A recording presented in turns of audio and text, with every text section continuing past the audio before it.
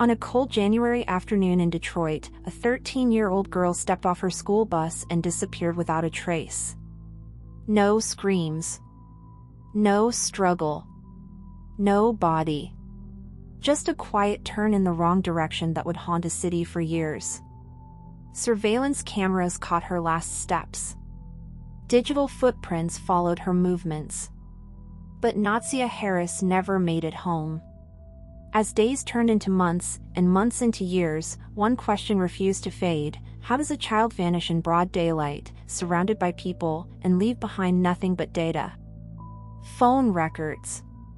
Search histories. Witnesses. And a suspect with a disturbing past.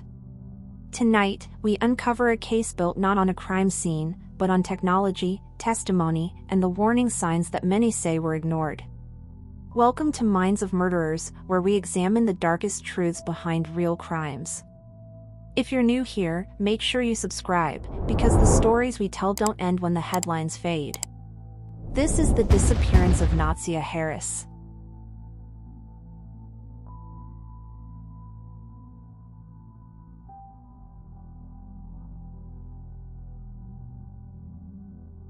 On January 9, 2024, 13-year-old Naziyah Harris stepped off her school bus at the corner of Cornwall Street and 3 Mile Drive in Detroit.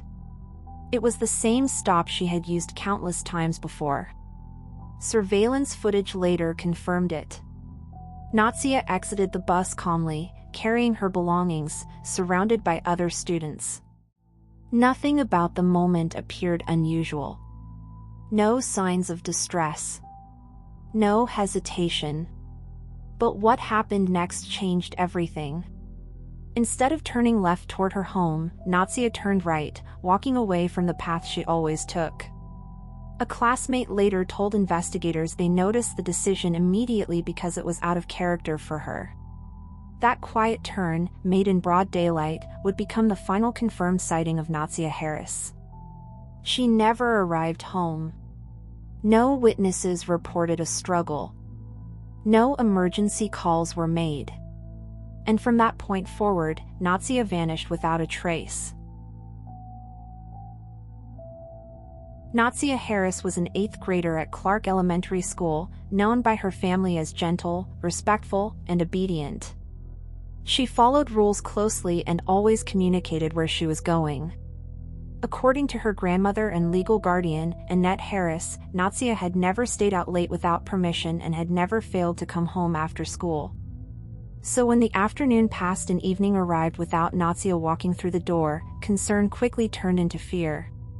Annette waited, hoping there had been a delay or a misunderstanding. Hours passed. Night fell. Naziyah still didn't return. By morning, it was clear this was not a routine absence. Something was wrong.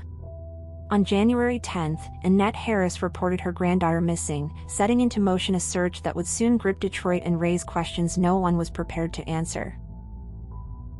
Once Naziyah Harris was reported missing, Detroit Public Schools police immediately began investigating. Their first step was reviewing school transportation footage from January 9th. The video showed Naziyah getting off the bus at her usual stop, surrounded by classmates. Nothing appeared forced or unusual. Investigators then spoke with students who had been on the bus that afternoon. One classmate told police they saw Naziyah walk up to the corner after exiting, then turn right instead of left, moving away from her home. That detail stood out. As days passed, officers canvassed the neighborhood, checked nearby businesses, and searched for surveillance cameras along possible routes. Despite these efforts, no credible sightings emerged. Weeks went by with no sign of the teenager. With the investigation stalling and public concern growing, the case was escalated. In February, the Detroit Police Department officially took over the search, signaling that this disappearance was far more serious than initially believed. As the search stretched on, fear settled heavily over Naziyah's family. Annette Harris spoke publicly, her voice shaking as she described her granddaughter as a sweet child who never disobeyed and never stayed out without permission. She said her greatest fear was that someone had hurt Naziah. Behind the scenes, family members began sharing even more troubling concerns with investigators. Some believed Naziah may have been pregnant. Others feared she had been exploited by someone she trusted. These suspicions changed how police viewed the case. What once appeared to be a possible runaway situation no longer fit the facts. With no physical evidence and no confirmed sightings, investigators shifted focus. They turned away from the streets and toward something else entirely. Naziah's digital life. Phones, devices, data, and the trail it would reveal would soon point in a far darker direction. With no physical trace of Naziyah Harris, investigators turned to what she left behind digitally. They examined cell phone records, school-issued tablet data, surveillance footage, and device connection logs. Slowly, a timeline began to form. Naziah's digital activity did not support the idea that she ran away. There were no searches for travel, no messages about leaving home, and no plans to disappear. Instead, the data showed patterns that raised serious concern. Connections were made between Naziah's devices and another individual's phone. Location data placed her movements within a narrow window after school, then abruptly stopped. To investigators, that silence was alarming. Digital evidence doesn't forget, and what it revealed suggested intervention, not choice. Rather than leading police to Naziah, the data pointed toward possible manipulation and control. At this point, detectives began to believe this was no longer a missing person case. It was something far more sinister.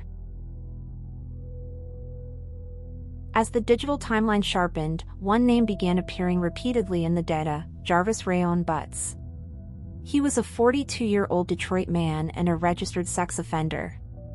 More disturbing was the fact that he was not a stranger. Jarvis was known to Naziah through family connections, having previously dated her biological aunt.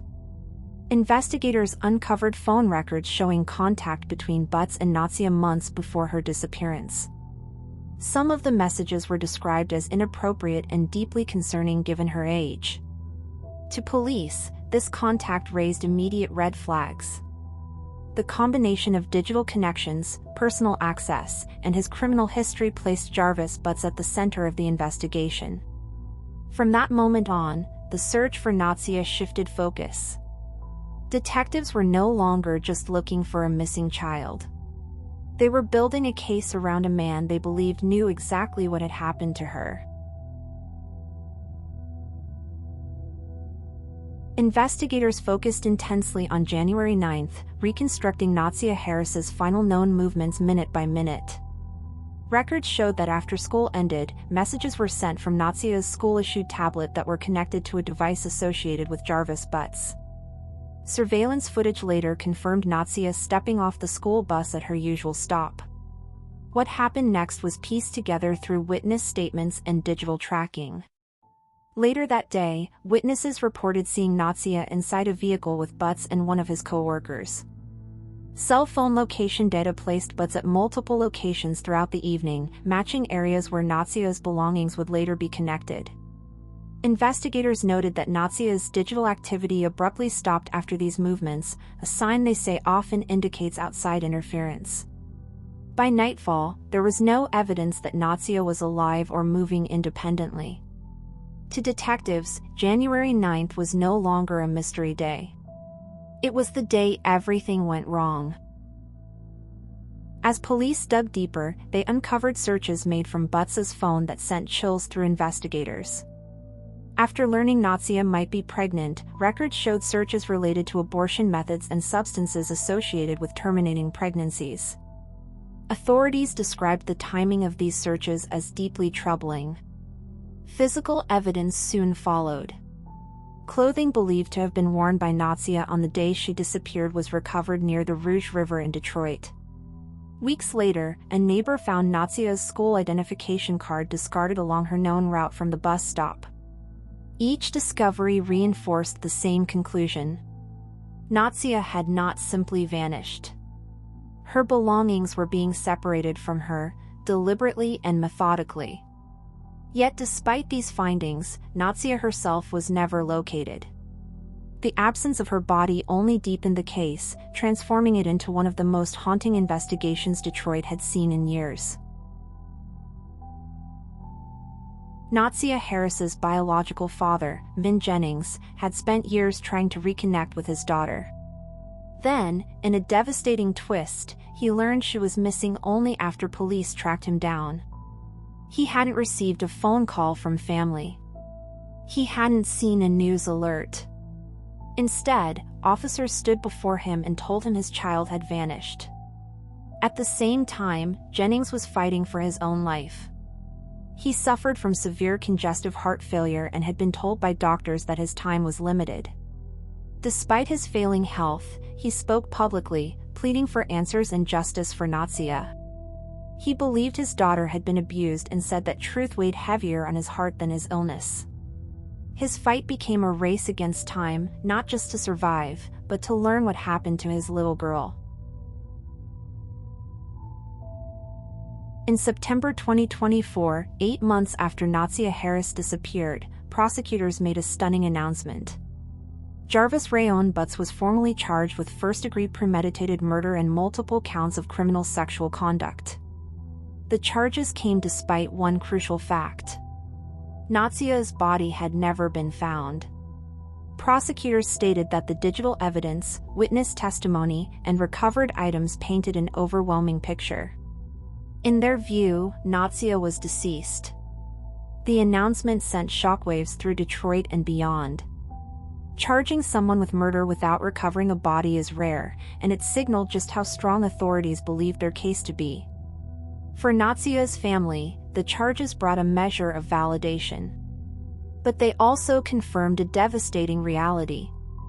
The child they were still hoping to find alive was unlikely to ever come home. After the murder charges were filed, prosecutors revealed even more disturbing allegations against Jarvis Butts. Investigators said Naziyah Harris was not the first child to accuse him of sexual abuse. Additional cases surfaced, some dating back more than a decade. Authorities alleged that Butts had targeted multiple minors over the years, establishing a pattern of predatory behavior that went largely unchecked. Witnesses described manipulation, secrecy, and access to children through family connections. For prosecutors, these allegations were not isolated incidents. They were part of a long-running cycle. Each new charge added weight to the case and strengthened the argument that Naziyah's disappearance was not random.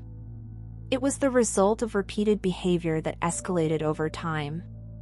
To many following the case, the question was no longer who was responsible, but how such a pattern had gone unnoticed for so long. As court hearings continued, testimony revealed that warning signs had been raised years before Naziah disappeared. Family members told authorities they had contacted Child Protective Services multiple times with concerns about Jarvis Butts and his access to children. Complaints described inappropriate touching and alarming behavior involving Naziah and other minors. Relatives said they pleaded for intervention, believing something was seriously wrong. Despite those reports, no decisive action was taken. A judge later stated that opportunities to protect Naziah were missed. That failure became a painful part of the case, raising questions about accountability and oversight. For Naziyah's family, the warnings they say were ignored added another layer of grief. The tragedy, they believe, may not have been inevitable. It may have been preventable. As of late 2025, the case surrounding the disappearance of Naziyah Harris moved closer to trial. A final pretrial conference was scheduled for January 2026, with jury selection set to begin in February. Prosecutors announced plans to call up to 40 witnesses, including digital forensic experts, law enforcement officers, and family members. The case would rely heavily on technology, cell phone records, location data, and witness testimony, all in the absence of a recovered body. Defense attorneys signaled they would challenge the reliability of the digital evidence and question gaps in the timeline. Investigators stated they did not plan to charge anyone else. More than 2 years after Naziah stepped off her school bus, the justice system was preparing to examine every detail of her final day. For her family, the upcoming trial represented their last chance for answers. More than 2 years later, Naziyah Harris has still not been found. Her family continues to wait for justice in a case built on digital evidence, witness testimony, and the haunting absence of a body. One child vanished after stepping off a school bus, and what followed exposed failures, warning signs, and unanswered questions that continue to trouble an entire community.